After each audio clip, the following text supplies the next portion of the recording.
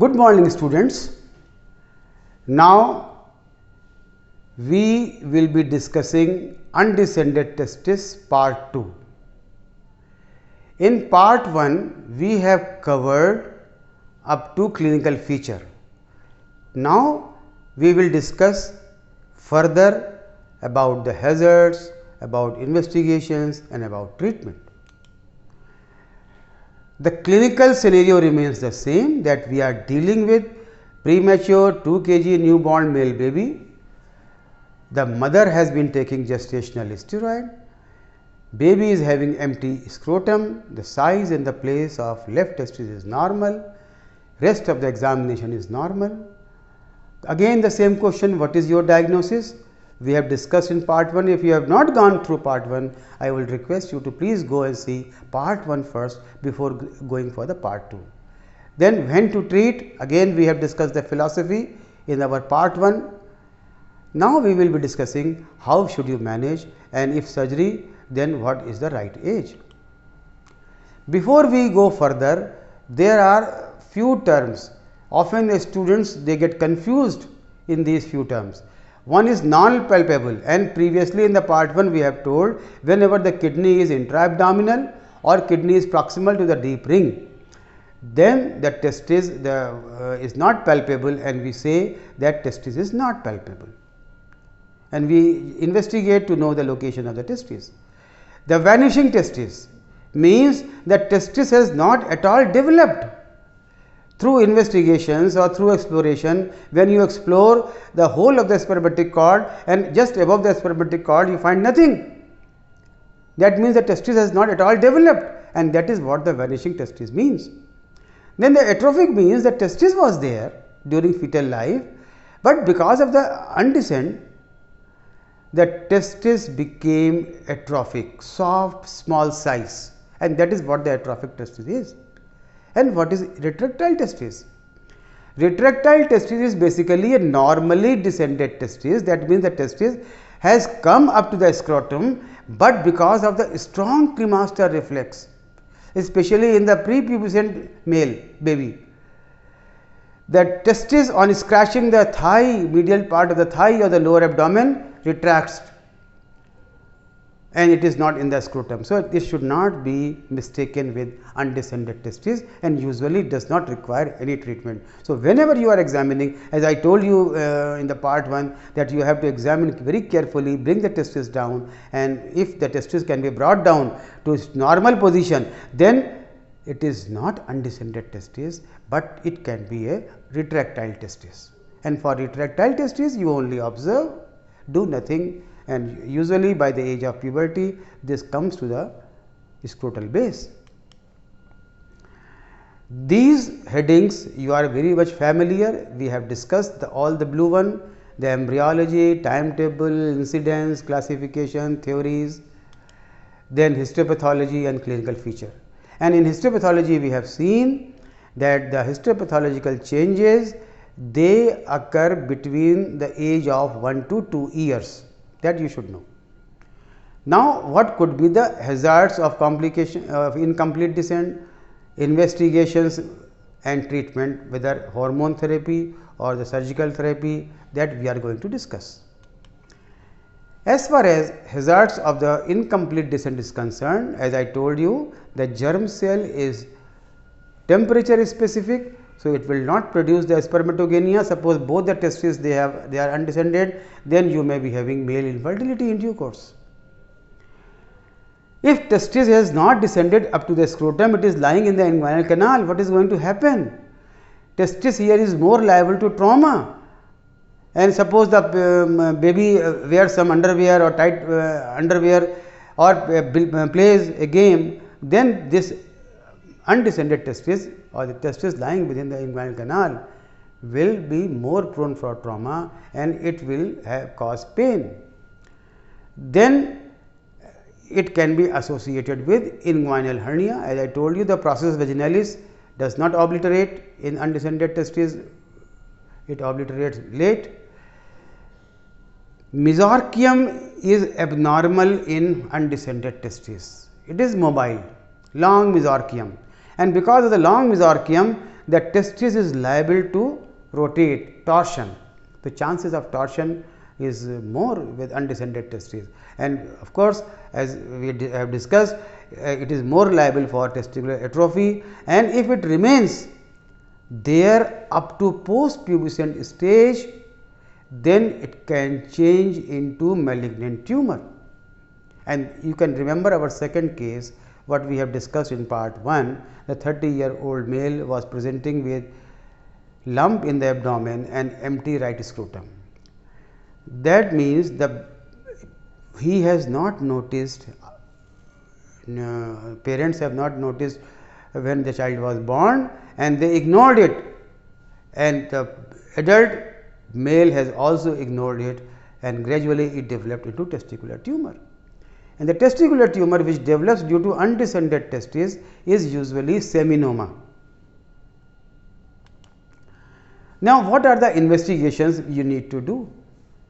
The investigations, of course, you will try to know the location of the testes. You need to do ultrasound of the inguinal canal, ultrasound of the abdomen, the retroperitoneum, the CT scan, the MRI will give you the better resolution, and of course, the herniography is written in the book, but it is sparingly done, it is not really recommended. But yes, USG, CT scan and MRI they are the mainstay to find the location. Then you need to do the endocrine evaluation, and for that you will estimate FSH, LH, testosterone and HCG, that is a human chorion gonadotrophin. What happens? Whenever there is a low testosterone, then because of the negative feedback, the pituitary releases more FSH and LH. So, FSH and LH level they will be increased when there is a low testosterone.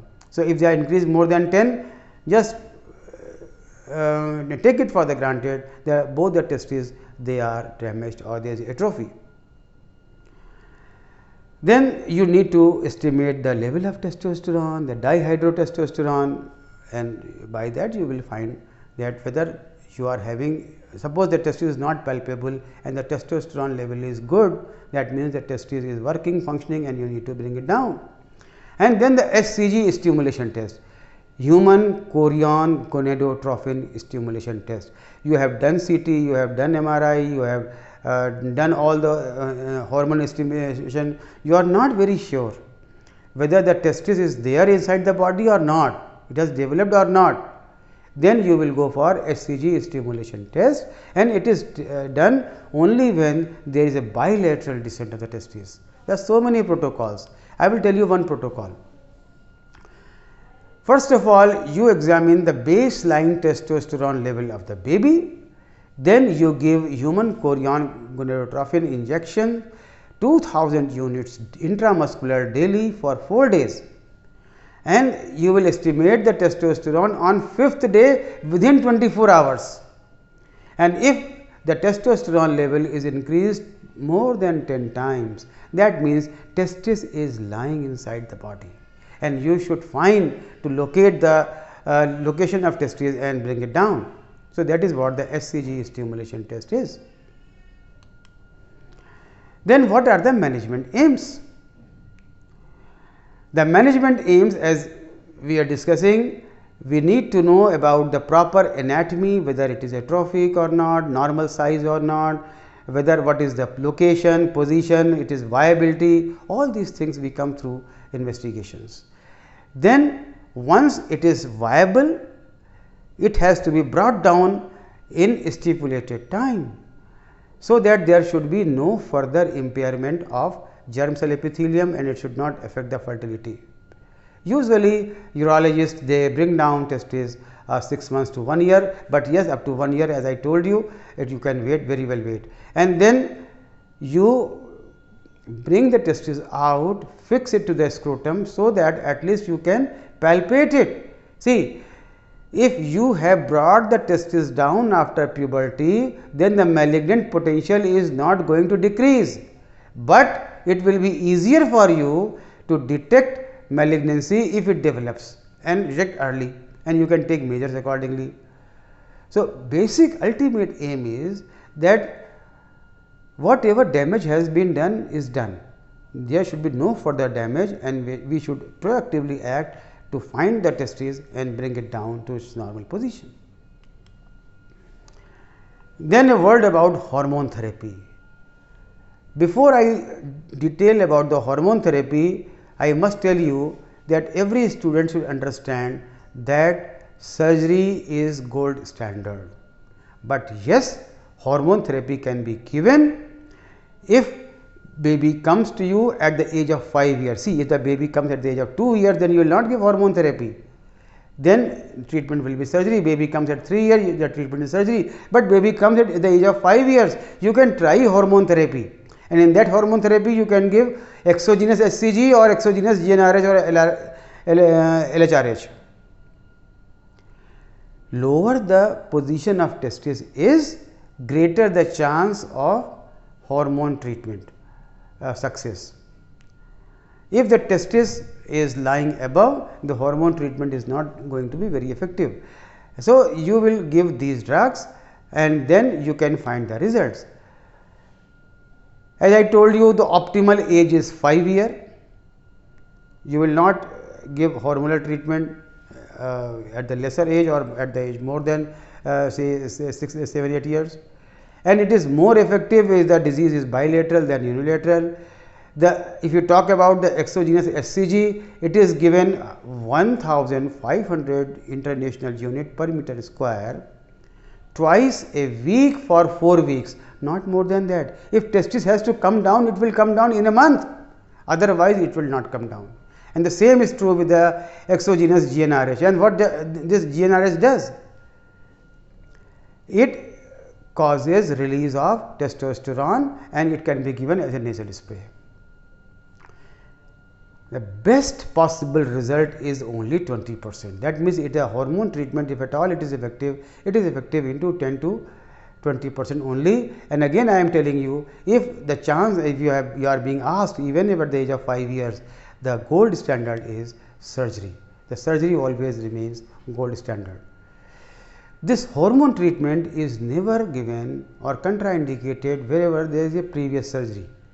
Suppose the baby has been operated for the inguinal hernia, there will be mechanical obstruction, or baby is having immune suppression, you will not give it.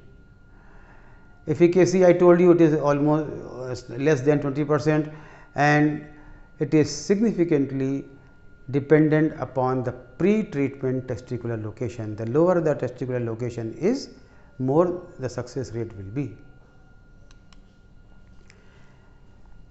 Now we come to surgical options. The surgical treatment, one is standard orchiopexy. I will tell you the details later. The laparoscopic orchiopexy, here you pass in a laparoscope, it is only for the non-palpable testes which are within the abdomen, and usually the testes within the abdomen, they are just proximal to the deep ring. Or suppose the testis is viable and the spermatic cord is short, you cannot bring it down to the scrotum, you can just detach the testis with its vasculature from above and lower down, you do microsurgery, and using microsurgery you will do autotransplantation of surgery. And whenever suppose there is a right sided undescended testis, you have done orchiopexy, you also should do orchiopexy on the left side also, because it has been seen that it is, if suppose the right sided is undescended, then the left has got more chance of torsion. Try to understand the basic key steps. You have to, there are 4 basic steps are there. Complete mobilization of testis and spermatic cord, that is very important, because until you will gain the length, you cannot bring testis into the base of the scrotum. Then you need to repair the processus vaginalis, which is always along with undescended testis. Suppose even you are going to dissect, then you will find that there is a processus vaginalis, as if the testis is lying within the processus vaginalis. As I told you, there is a non-obliteration of this sac. So, you need to dissect this processus vaginalis, then skeletonize the spermatic cord. That means, you have to remove all the adhesions all the structures, all the fascia, all the process vaginalis, so that you gain extra length. But caution is, you should not damage the venous drainage and you should not damage the testicular artery.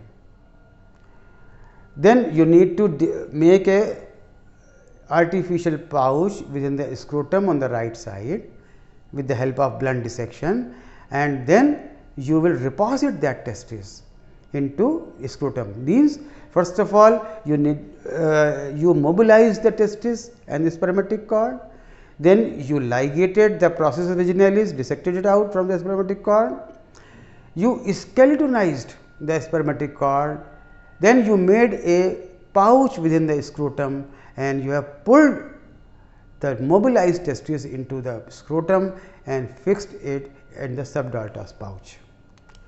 Now, I will explain you with the help of diagram, and this diagram has been taken from Campbell Urology book. As you can see, there is mobilization of cord and testis, and this spermatic cord has been opened, the processus vaginalis has been opened. Usually the processus vaginalis is anterior to testis, and then this processus vaginalis, as you can see in this diagram which has come just now, has been dissected out from spermatic cord. It has been rotated on its own and the base is transfixed at deep ring, ligated just like a hernial sac. It is a hernial sac. So, you have done that. So, you will gain extra length. If it will remain, then you will not be getting extra length. Then you will, yes, you can see in the diagram, it has been ligated and the spermatic cord has been skeletonized. So, that is how you do all these three steps. Then this is the development of scrotal pouch. You make a transverse incision within the scrotum and with the help of hemostat just below the skin, you dissect out to make a sort of subdartos pouch, so that the testis can be accommodated within the subdartos pouch. Now, with the help of hemostat from below, you bring the testis down and put the testis in subdartos pouch. That is how you do standard orchiopexy. So, if you see, this is the incision you have made in the inguinal region. You can see the white part, the testis has been brought out. This is along with the process vaginalis and the spermatic cord, and finally, it has been dissected, ligated, skeletonized, and this is an incision which has been made within the scrotum, and in the transverse incision the testis has been placed, and you can see the normal left sided contour as compared to the right side. So, this is how the testis is fixed, orchiopexy is done. In this picture you can see it is a laparoscopic view, and you can find that the normal testis is lying within the abdomen. You can see the bowels are there, and then the testis is there, and you can see that there is a ring, and this ring is deep ring, and just proximal to deep ring you can see the testis. So, laparoscopically what you do? You bring this testis into the inguinal canal and then you open the inguinal canal, do an open operation. It is not that laparoscopically you will push the testis down up to the base of scrotum. No, you will dissect out the testis, bring it to the inguinal canal, and as soon as it becomes palpable within the inguinal canal, you will make an incision, and rest of the procedure remains the same what we have discussed just now. Now, what could be the complication of orchiopexy? We have just discussed about the complications if we do not do surgery.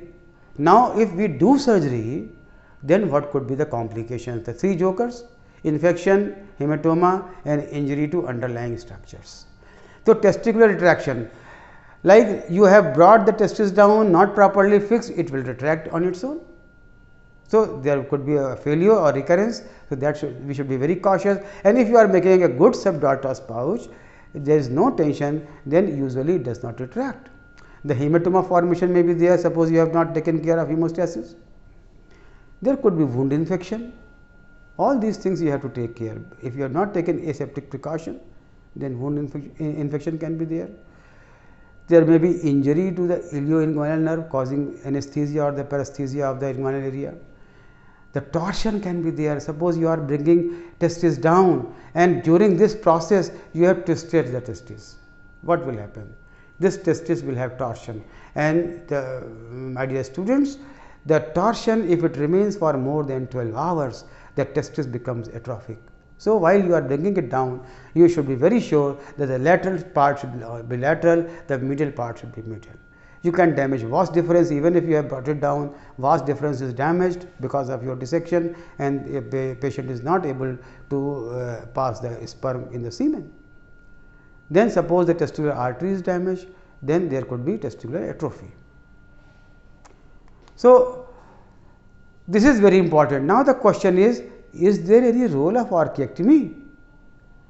Yes, there is role of orchiectomy. If the contralateral side of the testis is well developed, the undescended testis is atrophic, pliable, soft, the baby has the postpivotal, boy is in the postpivotal stage, then definitely there we should do orchiectomy, and we should ligate near the base of the near the deep ring. So, this is very important. The orchiectomy is indicated when other testis is normal and one testis is sufficient to produce fertility and hormones for male development. We have got so many linkage.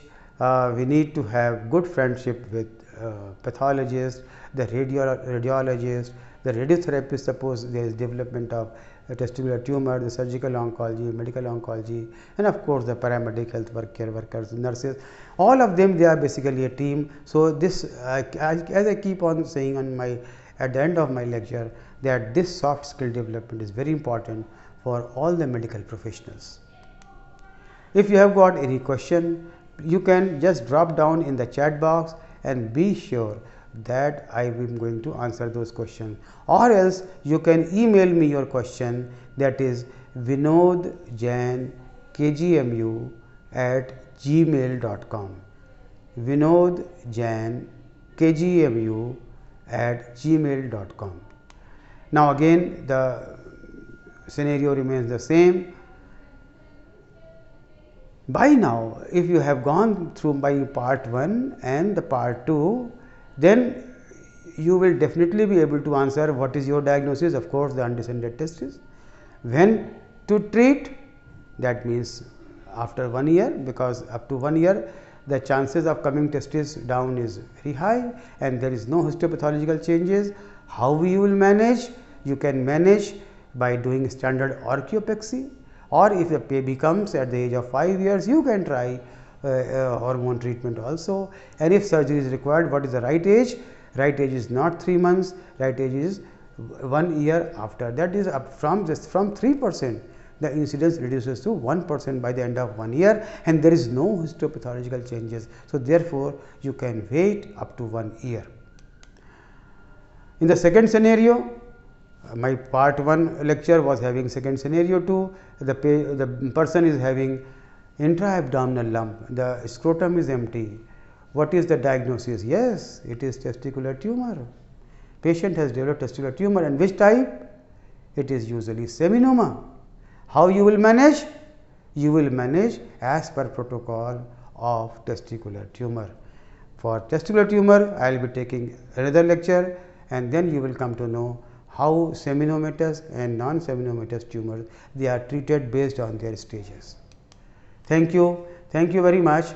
And just if you have not understood anything, listen the video for one more time, and if you do have any question, you can very well ask me through email or the chat box, and I request all of you that please share this lecture to your colleagues of different medical colleges so that they can also be benefited. Thank you and all the best.